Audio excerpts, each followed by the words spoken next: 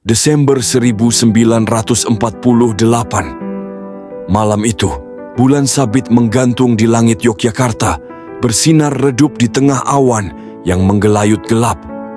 Di sebuah rumah sederhana di pinggiran kota, seorang pria kurus dengan sorot mata tajam duduk bersila, memandang peta lusuh yang terbentang di hadapannya. Sosok itu adalah Jenderal Sudirman, Panglima Besar Tentara Nasional Indonesia. Tubuhnya tampak lemah, dadanya naik turun pelan. Sesekali terdengar batuk tertahan dari bibirnya yang pucat. Tuberkulosis yang dideritanya semakin parah, tetapi semangatnya tak pernah surut. Di sekelilingnya, beberapa perwira tinggi TNI berkumpul. Ada Kolonel Nasution yang duduk tegap dengan ekspresi tegang, serta Letnan Kolonel Soeharto yang mengamati wajah sang jenderal dengan penuh hormat. Mereka baru saja menerima kabar buruk.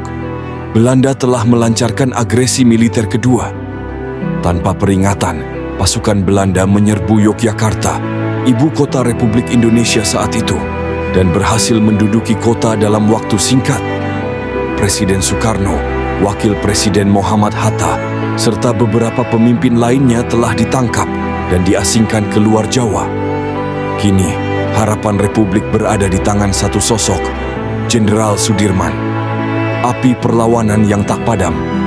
Seorang prajurit muda berlari masuk ke ruangan, napasnya tersengal. Laporan, Jenderal. Pasukan Belanda semakin merapat ke pusat kota.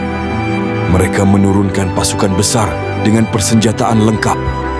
Suasana ruangan semakin tegang.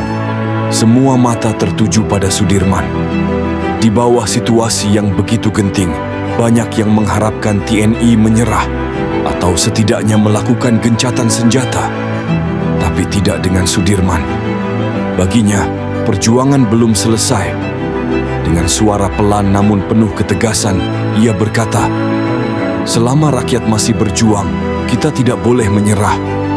Kita tidak akan membiarkan negeri ini kembali jatuh ke tangan penjajah." Beberapa perwira tampak ragu. Bagaimana mungkin mereka bisa melawan pasukan Belanda yang begitu kuat, sementara TNI masih dalam kondisi terbatas, baik dari segi persenjataan maupun jumlah pasukan. Namun, Sudirman tidak membutuhkan senjata canggih atau pasukan besar. Ia memiliki strategi yang belum pernah diterapkan sebelumnya, sebuah strategi perang gerilya yang akan mengubah jalannya sejarah. Langkah pertama, pergi ke pedalaman. Malam itu juga, Sudirman mengambil keputusan besar. Meskipun dalam kondisi sakit, ia menolak untuk tetap berada di Yogyakarta. Jika ia tetap di kota, besar kemungkinan ia akan ditangkap seperti para pemimpin lainnya. Dengan ditemani sekelompok kecil pasukan setianya, ia bersiap meninggalkan kota dan bergerak ke pedalaman. Ia akan memimpin perang dari hutan, bergerilya melawan Belanda, dan membuktikan bahwa Indonesia belum kalah. Saat ia menaiki tandu yang dipersiapkan untuknya, karena tubuhnya yang terlalu lemah untuk berjalan jauh, Sudirman menatap langit malam yang semakin kelam. Di kejauhan, suara tembakan dan ledakan menggema, pertanda bahwa pertempuran masih berlangsung. Sebelum tandu itu diangkat, ia berkata pelan, namun tegas kepada pasukannya, "Kita mungkin hanya sedikit. Kita mungkin tak punya senjata sehebat mereka. Tapi kita punya satu hal yang mereka tidak miliki. Keyakinan bahwa negeri ini harus tetap merdeka." Para prajurit mengangguk. Mata mereka berbinar, terbakar oleh semangat yang baru. Mereka tahu, perang belum usai. Bahkan, ini baru permulaan. Meninggalkan Yogyakarta di bawah bayang-bayang musuh malam itu, langit Yogyakarta semakin pekat.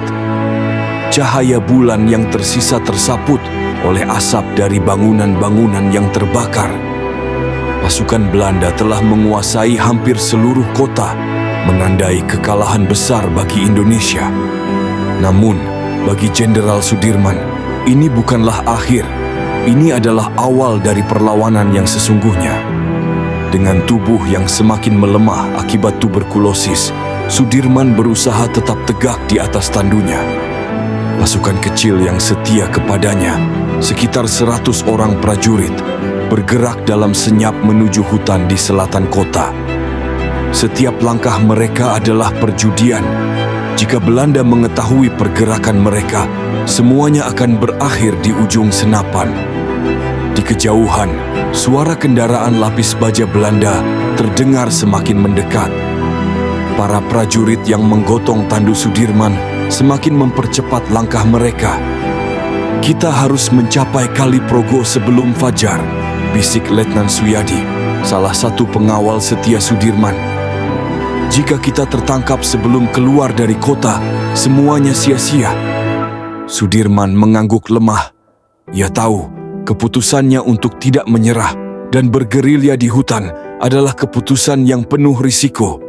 Namun, ia lebih memilih mati dalam perjuangan daripada menyerah kepada penjajah. Pasukan Belanda mengendus jejak mereka. Ketika pasukan kecil ini hampir mencapai tepian Kali Progo, sebuah suara nyaring memecah kesunyian malam. "Berhenti, siapa kalian?"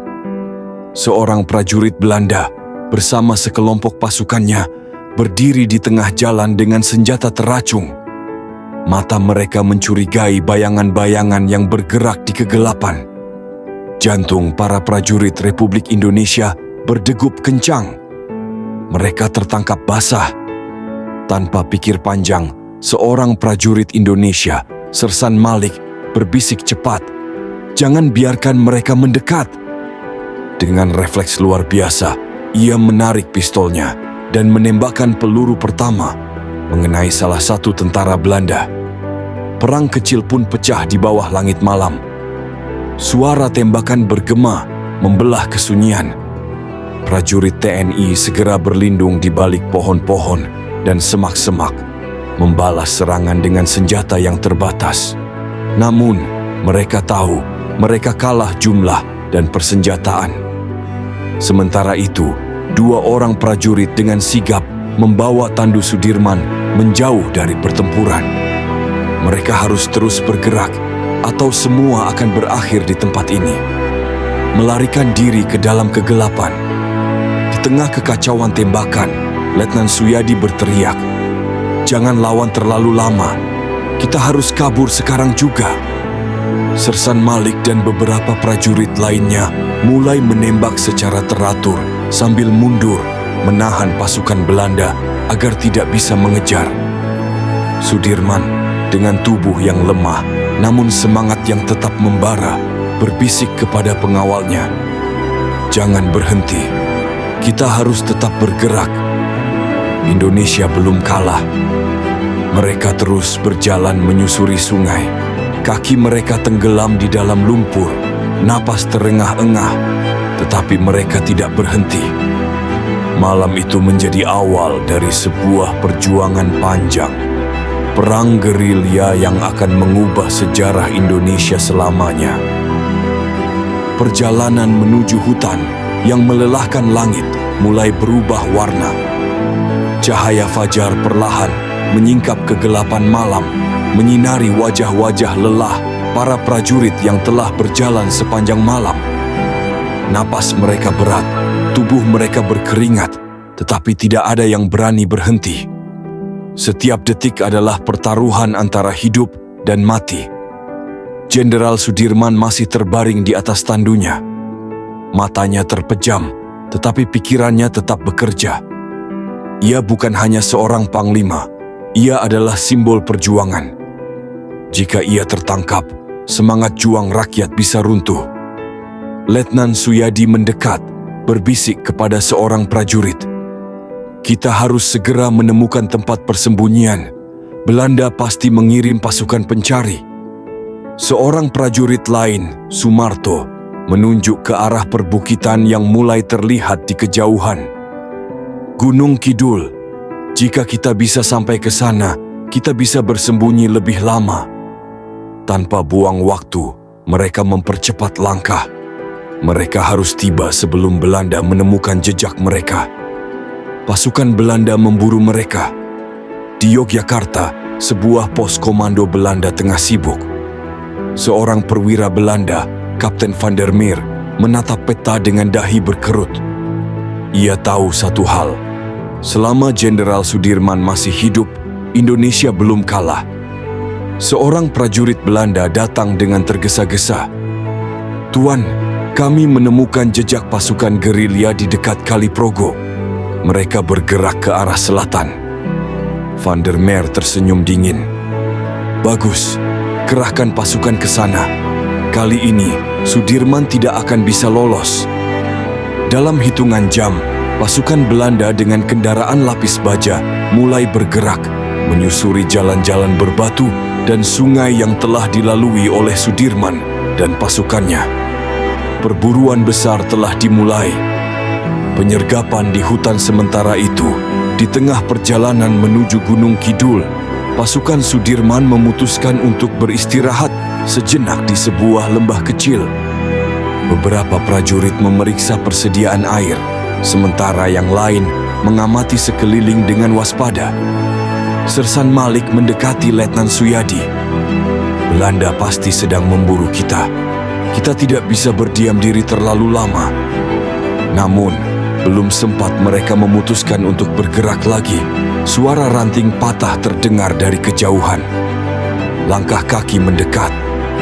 Seorang prajurit segera merunduk dan mengintip dari balik semak-semak. Bendera kecil dengan warna merah, putih, dan biru terlihat dari kejauhan. Mata mereka membelalak. Belanda telah menemukan mereka. Tanpa aba-aba, suara tembakan pertama meledak, memecah kesunyian hutan. Pasukan Sudirman kini harus bertempur demi bertahan hidup. Pecahnya baku tembak di hutan suara, letusan senjata menggema di antara pepohonan. Peluru berdesingan melewati batang-batang pohon, memecahkan dahan dan menghantam tanah yang lembab. Pasukan Belanda telah menemukan mereka. Letnan Suyadi berteriak, "Cari perlindungan, jangan biarkan mereka mendekat."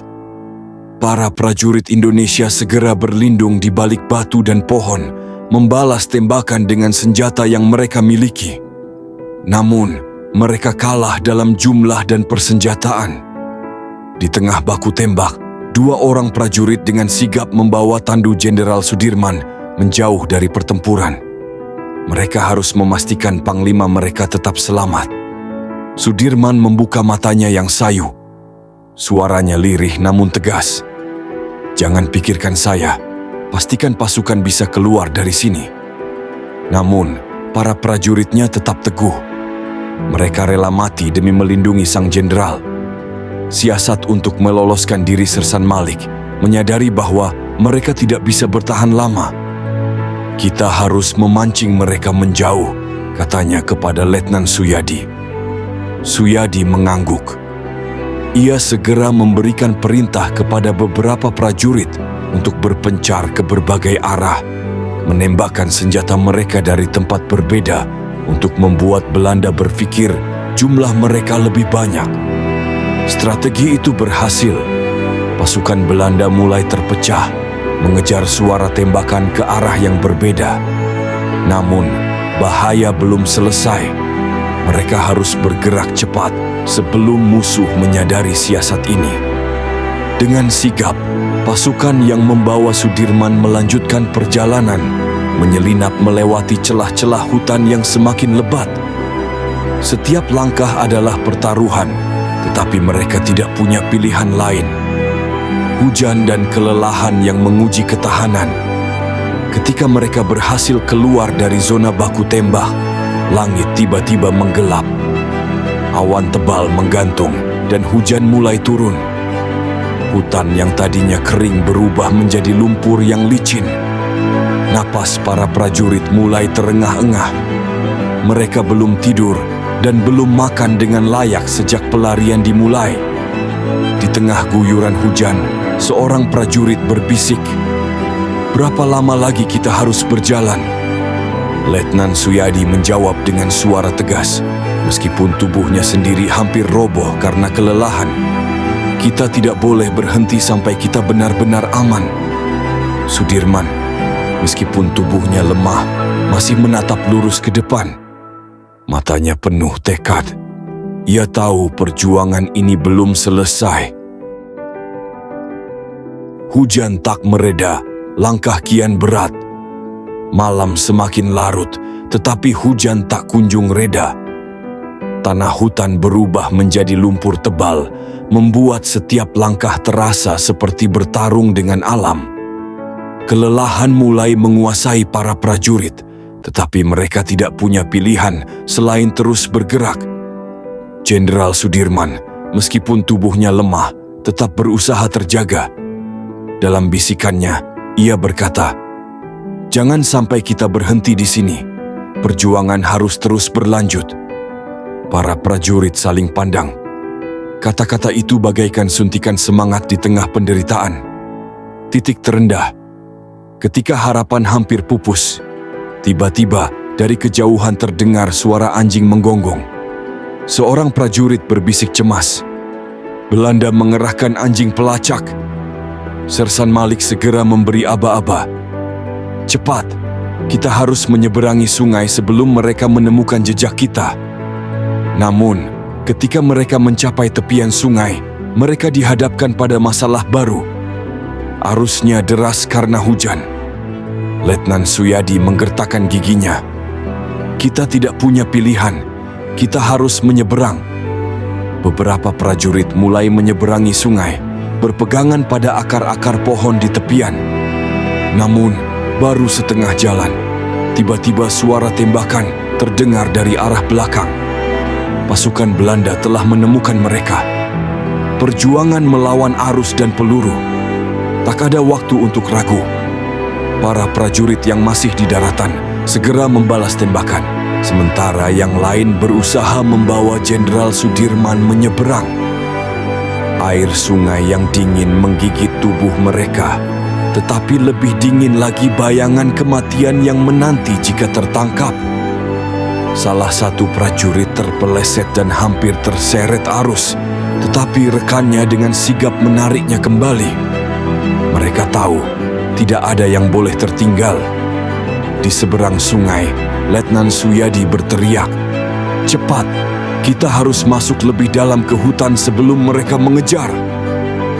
Namun, ketika mereka berhasil mencapai daratan, mereka melihat sesuatu yang membuat darah mereka membeku.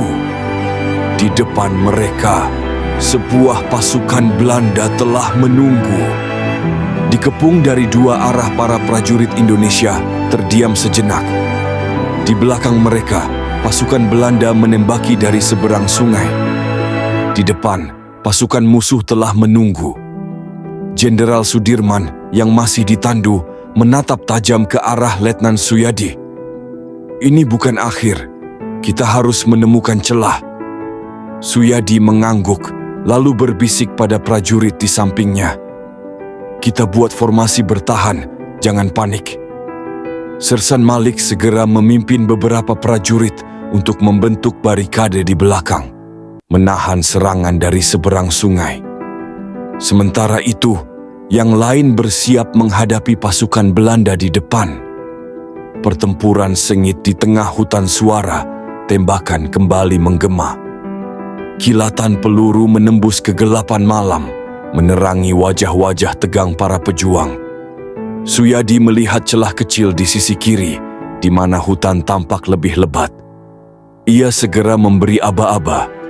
"Gunakan asap, kita lari ke kiri." Seorang prajurit dengan cepat melemparkan bom asap ke arah pasukan Belanda. Asap putih tebal langsung memenuhi area, menyelimuti pandangan musuh. Saat itulah mereka bergerak. Dengan sekuat tenaga, mereka membawa Jenderal Sudirman berlari ke dalam rimbunnya pepohonan. Satu persatu gugur. Di tengah kekacauan, beberapa prajurit tertinggal. Salah satunya, prajurit Adnan, tertembak di bahu dan terjatuh. "Teruskan, jangan pedulikan aku," teriaknya, menahan rasa sakit. Namun, Sersan Malik berbalik, menariknya ke atas dengan susah payah. Tidak ada yang ditinggalkan. Tapi nasib berkata lain. Saat mereka hampir mencapai hutan lebat, sebuah peluru mengenai Malik tepat di dadanya. Ia terhuyung, tetapi tetap tersenyum tipis. "Lindungi Jenderal," katanya sebelum jatuh ke tanah. nyawanya melayang demi kemerdekaan. Selamat, tapi penuh luka. Dengan sisa tenaga, pasukan yang tersisa akhirnya berhasil masuk lebih dalam ke dalam hutan. Tembakan musuh semakin jauh terdengar, tanda mereka telah kehilangan jejak. Para prajurit jatuh terduduk ke tanah, kelelahan dan terluka. Jenderal Sudirman menatap mereka satu persatu, matanya berkaca-kaca. Ia tahu pengorbanan mereka tidak akan sia-sia. "Perjuangan belum selesai," bisiknya. Ketenangan yang semu. Setelah malam penuh hujan, tembakan, dan pengorbanan, akhirnya pasukan gerilya berhasil lolos ke dalam hutan yang lebih dalam. Mereka memilih sebuah gua kecil tersembunyi sebagai tempat istirahat. Di dalamnya, para prajurit yang tersisa duduk dengan nafas terengah-engah. Tubuh mereka penuh luka, dan wajah mereka mencerminkan kelelahan yang luar biasa. Jenderal Sudirman diturunkan perlahan dari tandu. Letnan Suyadi mendekat, memeriksa kondisi beliau. "Jenderal, kita selamat, tapi banyak yang gugur." Sudirman mengangguk lemah, matanya menerawang, seolah mengenang para prajurit yang telah mengorbankan nyawa. "Mereka tidak mati sia-sia, Suyadi. Perjuangan kita harus terus berlanjut. Mengobati luka, menguatkan semangat." Di sudut gua, prajurit Adnan mengerang kesakitan saat seorang rekannya membersihkan luka tembak di bahunya. Sementara itu, beberapa prajurit lainnya mulai mengatur strategi. "Kita tidak bisa terus bertahan di satu tempat terlalu lama," kata Suyadi. "Belanda pasti masih mencari kita. Namun, tubuh mereka terlalu lelah.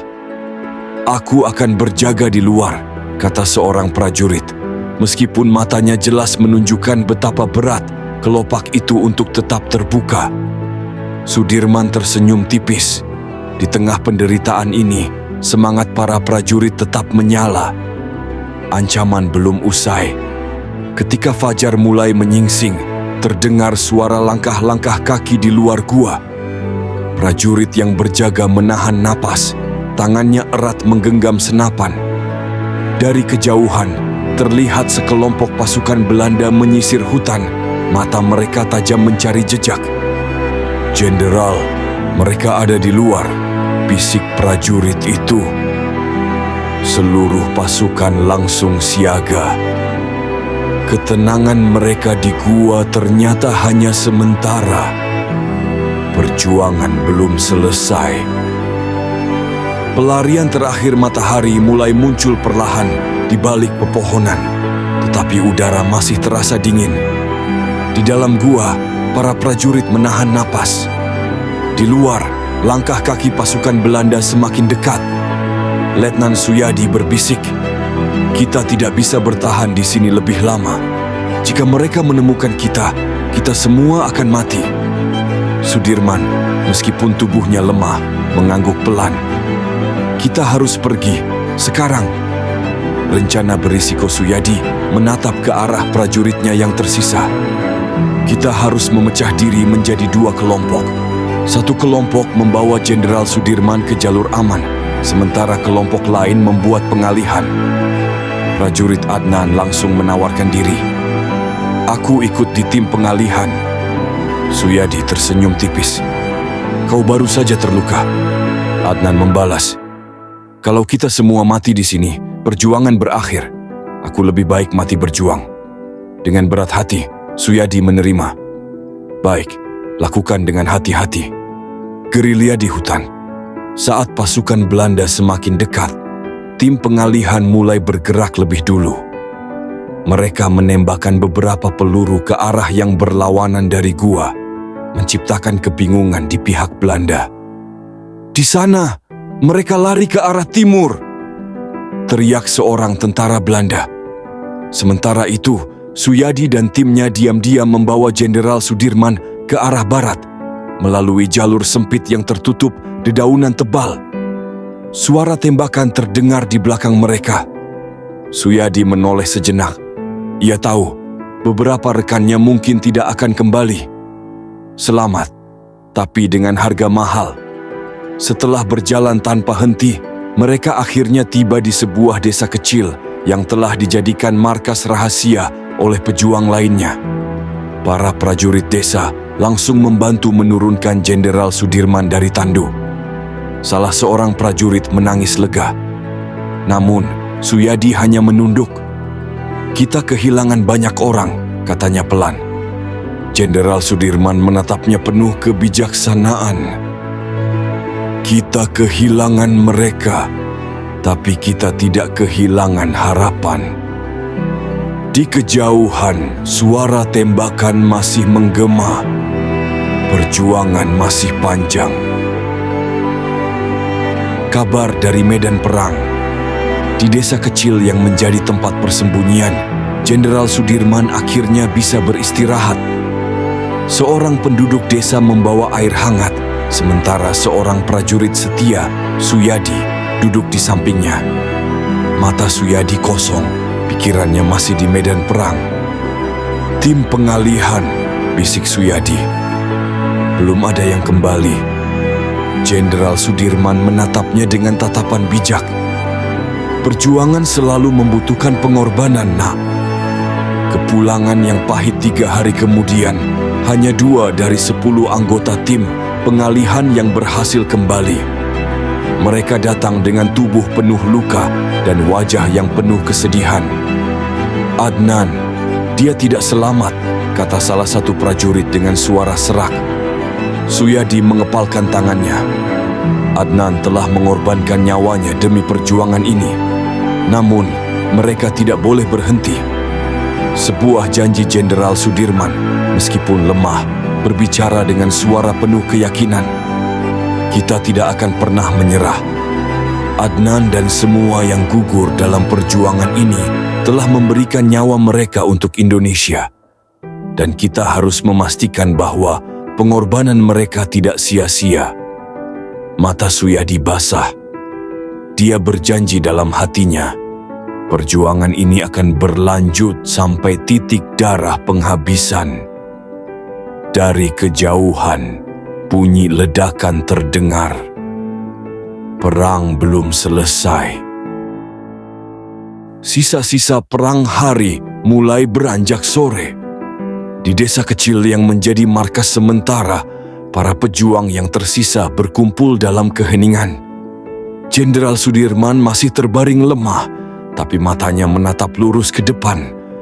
Ia tahu perjuangan ini belum selesai. Suyadi berdiri di depan para prajurit. "Belanda masih memburu kita, tapi kita tidak boleh takut." Prajurit lainnya mengangguk. Meski kehilangan banyak teman, semangat mereka tak padam. Kabar baik dari ibu kota. Beberapa hari kemudian, seorang kurir datang dengan nafas terengah-engah. "Jenderal, Suyadi, ada kabar penting dari Jakarta." Semua mata tertuju padanya. Belanda akhirnya mau berunding. Gencatan senjata akan segera dilakukan. Hening. Lalu, perlahan, mata para pejuang mulai berbinar. "Benarkah?" tanya Suyadi dengan suara bergetar. Kurir itu mengangguk. Indonesia semakin dekat dengan kemenangan. Jenderal Sudirman tersenyum tipis. Ia tahu pengorbanan mereka tidak sia-sia. Perjuangan tak pernah selesai. Meski gencatan senjata terjadi, Jenderal Sudirman tetap memilih bergerilya hingga benar-benar yakin Belanda tak lagi mengancam. Di hutan, di desa-desa kecil, di sudut-sudut Indonesia, perjuangan masih berlanjut. Suyadi menatap langit malam dengan penuh harapan. Adnan dan semua pahlawan yang gugur telah memberikan segalanya untuk negeri ini. Dan kini, tugas mereka yang masih hidup adalah memastikan Indonesia benar-benar merdeka.